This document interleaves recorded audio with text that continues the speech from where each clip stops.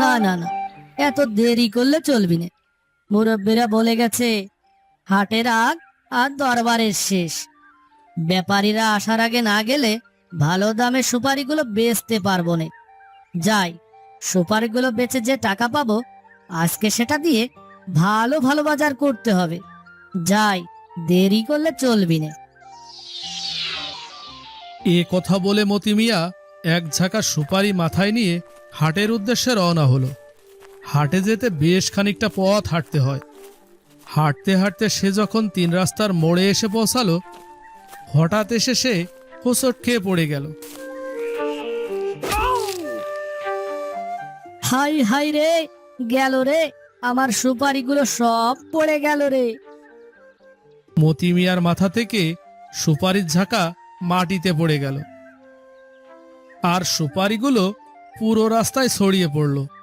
তখন সে সবগুলো সুপারি কুড়িয়ে ঝাঁকাতে তুলে নিল, আর কিছু সুপারি শিয়ালের পায়খানার উপরে পড়ায় সেগুলো আর তুলতে পারল না। সে তখন বলল, এই কি শিয়ালের আক্কেল হলো? দেখেছো রাস্তার উপরে কিভাবে পায়খানা করে রেখে গেছে? এগুলো তো আর তোলা যাবে না। যাক, এগুলো না হয় এখানেই থাক। শিয়ালের পায়খানার উপরে পড়ে থাকা সুপারিগুলো সে আর তুলল না। সে তাড়াতাড়ি করে বাকি সুপারিগুলো নিয়ে হাটে চলে গেল।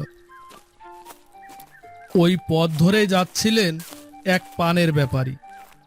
পথে পড়ে থাকা সুপারিগুলো পানের ব্যাপারীর চোখে পড়ল। এখানে এই পথের মাঝে এতগুলো সুপারি কে রাখলো? নিশ্চয়ই জায়গাটিতে কোনো পীর আউলিয়া আছেন। কেউ হয়তো সেটা জানতে পেরে এই সুপারিগুলো সেই পীরকে দিয়ে গিয়েছে।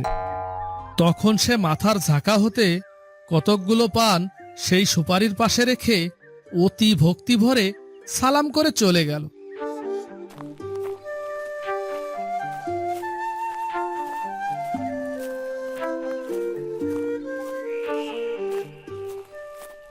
ইহার পরে পেঁয়াজের ব্যাপারী, রসুনের ব্যাপারী যেই এই পথ দিয়ে যায়, প্রত্যেকেই কিছু না কিছু সেই সুপারি পানের উপর রেখে যায়। সুপারি বিক্রি শেষে মতি মিয়া আবারও সেই পথ ধরে বাড়ির দিকে ফিরতে লাগলো। সে যখন 3 রাস্তার মোড়ে এসে পৌঁছালো, যেখানে তার সুপারিগুলো পড়েছিল, সেদিকে চেয়ে দেখে অবাক হয়ে গেল। আরে বাবা, এ কি কাণ্ড!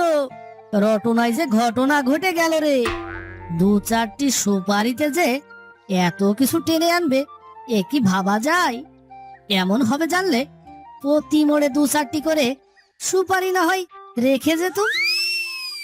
সে দেখতে পেল পান, পেঁয়াজ, রসুন, তরি তরকারিতে সেই স্থানটি 1 হাত উঁচু হয়ে উঠেছে। সে তাড়াতাড়ি পান, মরিচ, পেঁয়াজ, তরি তরকারি যাহা পারল ঝাঁকায় ভরে নিয়ে বাড়ির দিকে চলল।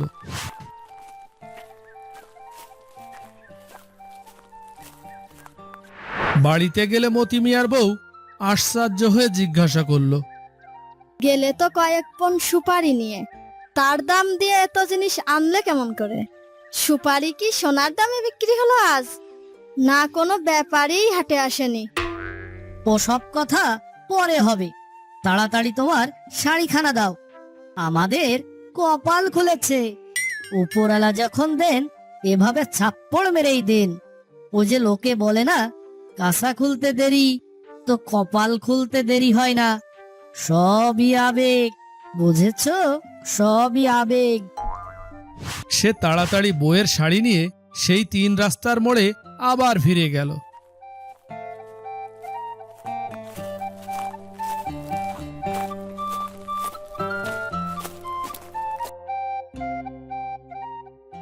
তার পরের দৃশ্যটা দেখে সে আরো বেশি আশ্চর্য হয়ে গেল।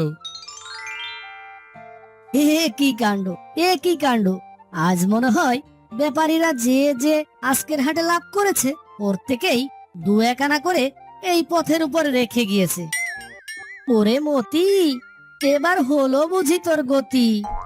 মতি মিয়া তাড়াতাড়ি পয়সাগুলো গাঁটে বেঁধে সেই জায়গাটির চারিপাশ বইয়ের শাড়ি দিয়ে পুরো ঘিরে ফেলল।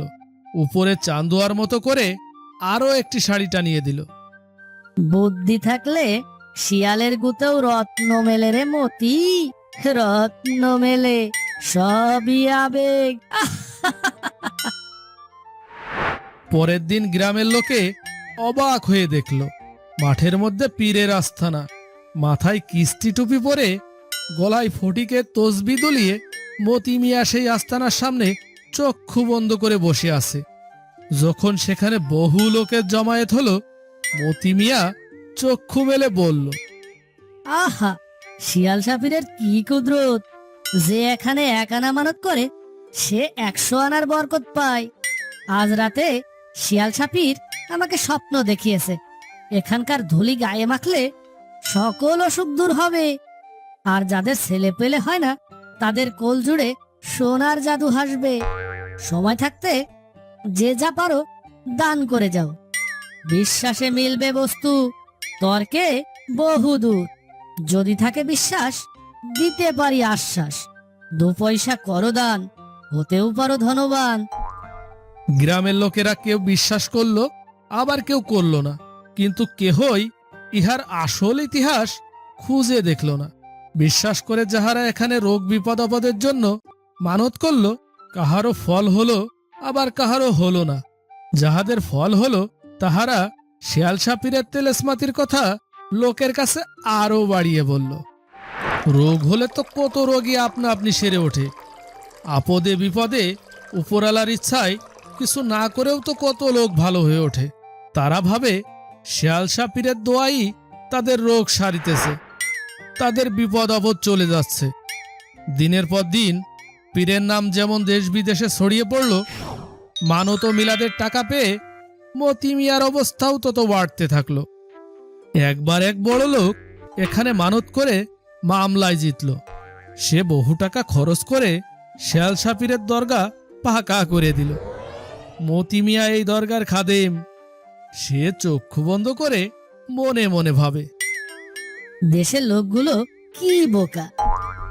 একেই বলে ভেত বাঙালি, সবই আবেগ, সবই আবেগ।